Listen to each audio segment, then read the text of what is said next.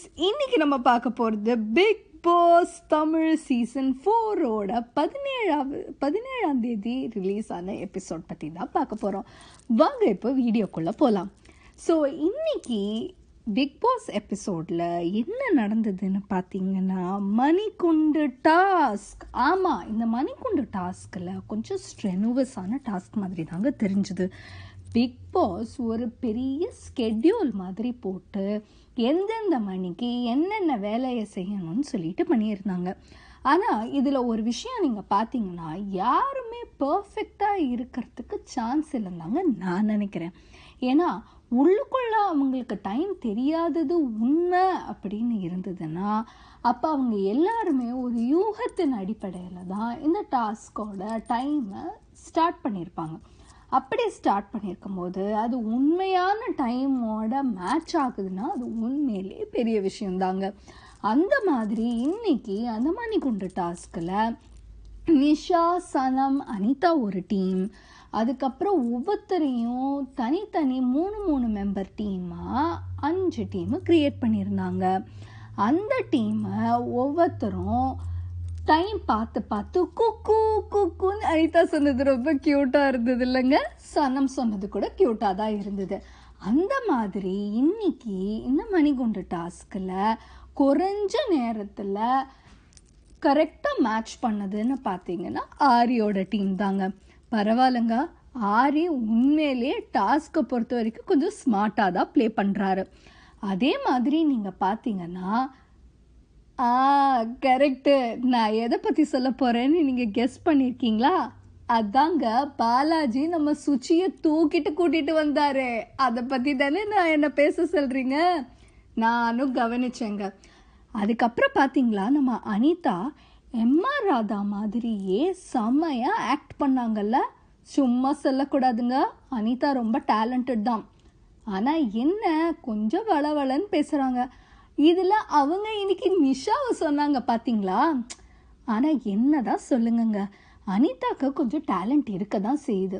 ஆனால் அனிதா பேசும்போது கவனிச்சிங்களா, ஜித்தன் ரமேஷ், ரியோ, ஷிவானிலாம் கொஞ்சம் கூட ரியாக்ஷனே இல்லைங்க. அது எப்படிங்க ஜோக்கு வந்தால் கூட சிரிக்காமல் இருக்காங்க? பெரிய தனி கலை தான். ஷிவானிக்காவது எப்பவுமே எதுக்குமே சிரிப்பு வராது.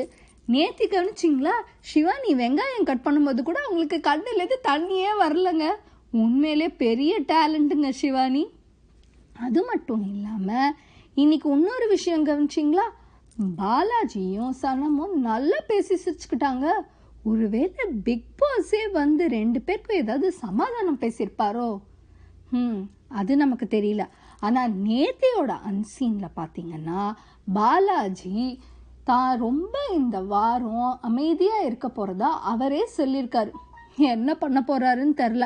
ஆனால் பாலாஜியும் சம்யுக்தாவும் நல்லா ஆஜித்துக்கு பின்னாடியிலேருந்து கீ கொடுத்துட்டு தாங்க இருக்காங்க.